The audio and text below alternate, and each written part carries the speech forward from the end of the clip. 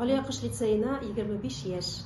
25 яшьлек егет яки кызны күз алдына китерсәк, бу яшьтә кешенең иң актив, уңышлы эшли торган вакыты. Галиакыш лицейда үзенең шундый чорына аяк басты. Әлбәттә, аз гына тарихы аз гына булса да, аның матур традицияләре бар. Һәм бүгенге көндә без шушы традицияләрне яңартып, үстереп, эшебезне алга таба дәвам итәбез. Лицейда булган матур традицияләр безнең коллектив белән бәйле. Коллектив бик тырыш һәм үз эшен яратып башкара торган укытучылар җыелган биредә. Һәм әлбәттә әти-әниләр безгә балаларын нәкъ менә шушы яхшы укытучыларга, мөхит, тәртипле, тәрбияле мөхит булганга алып киләләр. Һәм без эшебезне нәкъ менә шушы тәрбия һәм уку юнәлешен ике канатыбыз итеп алга таба үсеш өчен алып барабыз. Балаларыбызның уңышлары да безне сөендерә. Уку юнәлешендә безнең олимпиадалардан, спорт ярышларыннан бик матур уңышларыбыз бар. Шәһәр күләмендә, республика күләмендә, Россия күләмендә җиңүче укучыларыбыз бар. Тәрбия юнәлешендә барлык бәйге һәм конкурсларда, республика күләмендә булсын, шәһәр күләмендә булсын, җиңүләр алып кайталар балалар. Күптән түгел генә әле Шаян ТВ каналында барган Тамчы шоу программасында балаларыбыз катнашып җиңү яуладылар. Яшьләр белән берлектә Акыл фест бәйгесендә барып Казанда үзләрен күрсәтеп кайттылар. Шаяннар тапкырлар командасы да бик актив эшли.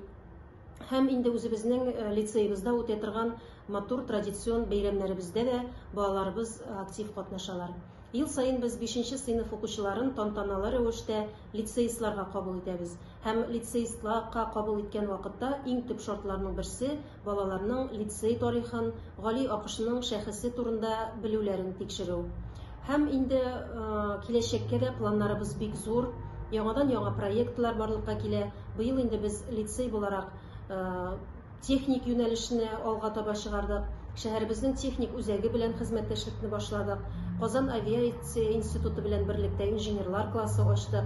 Һәм инде медицина юнәлеше буенча эшебезне Ижау медицина академиясе белән берлектә дәвам итәбез.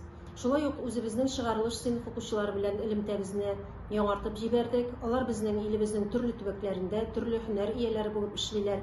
Алар безнең укучылар янына киләләр, әти-әниләр янына киләләр.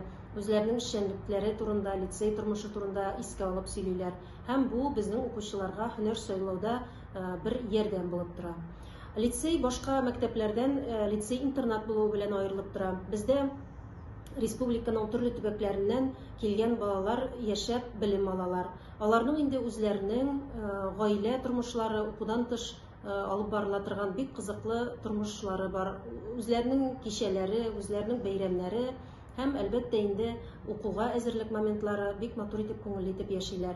Һәм менә без лицей-интернат буларак киләчәктә мәктәп эчендә мәктәп дигән яңа проектны башлап җибәрергә уйлыйбыз.